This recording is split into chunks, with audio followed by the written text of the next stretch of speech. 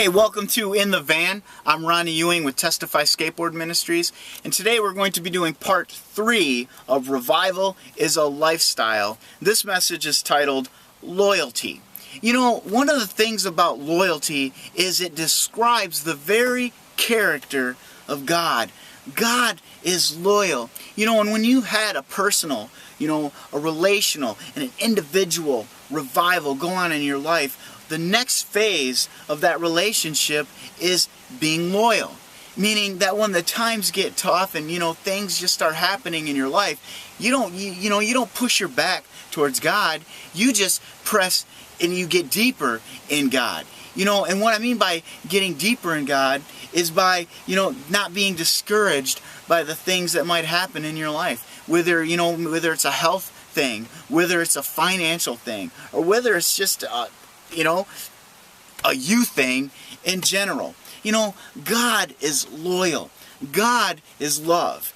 And one of the most amazing things that I have found out about God is that God is so faithful that He is the ever-present help in the time of need. Meaning when I'm feeling a low, I don't get discouraged and just hang up the towel and say, you know what, I'm just done with this Jesus stuff.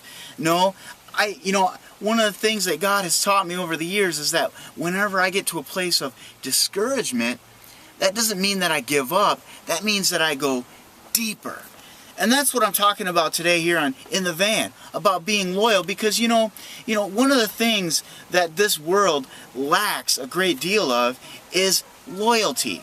In marriages, one of the things about our culture is there's a whole lot of divorces going on. There's a whole lot of prenuptial agreements going on. And I probably didn't pronounce that word right, but you know what? I'm tired. And that's okay, because I'm human. I get tired. And, I just want to kind of add that in there for a minute, because, as being human, yeah, I get discouraged. Yeah, I get let down. There's a lot of things that happen in my life on a day-to-day basis that isn't always, kicks and giggles. One of the things that I do for a job is, I work for a church. And there's a lot of people that, they think, well, man, you work at a church and you get to sit in an office all day long and you get to talk about Jesus all day long, and, you get to go out for coffee and you get to talk and you get to teach and you get to do all this stuff. But you know what? To be honest, I wouldn't be able to do any of that if my relationship with Jesus Christ wasn't solid. Because, as being a minister of the gospel, I get to see a whole lot of sickness. I get to see a whole lot of defeat. It's crazy when you have, just poured your heart into, say it's a couple, and you're doing marriage counseling or whatever, and then all of a sudden, they get a divorce. One of the things that it aggravates me to no end is how the devil can come in and just literally destroy lives. Where I've seen God be loyal in my family, that came out of pressing into Him, not giving up. There was an old couple one time, and they were asked, what was the secret of the longevity of your relationship? And the woman said so proudly, she says, well, I come from the generation where if something was broken, you didn't throw it away, you fixed it. And that is loyalty right there. Being able to hang in when times get tough. Being able to be the difference when things are getting rough. That's loyalty. And in the 50s, the 60s, and the 70s, Hollywood used dogs, in a lot of their movies and their TV shows, and they had Rin Tin Tin and Lassie and Benji. And there was one thing that described the character of those actor dogs. Loyalty. When Timmy was in trouble, Lassie came to help. Lassie never gave up on Timothy, or Timmy, or whoever it was. Rin Tin Tin, when the soldiers were getting beat up and shot up by the Indians, Rin Tin Tin was right in there to take a bullet for his friend. And then Benji.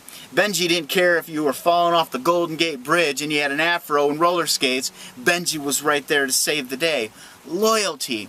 And in my closing scripture, John chapter 21, Jesus is walking on the beach with Peter, one of His closest disciples. And He said to Peter, Peter, do you love me?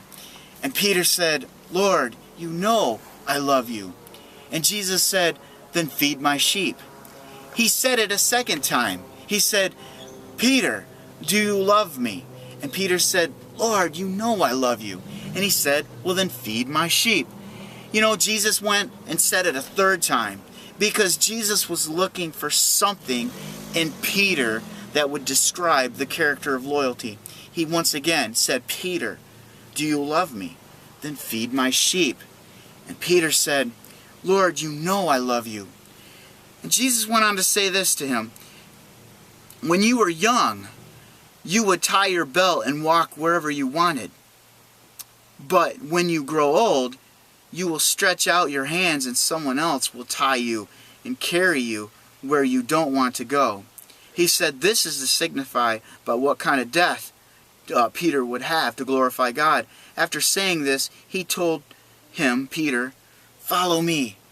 You know, one of the things about serving Jesus is that Jesus never says it's going to be flowers and candy.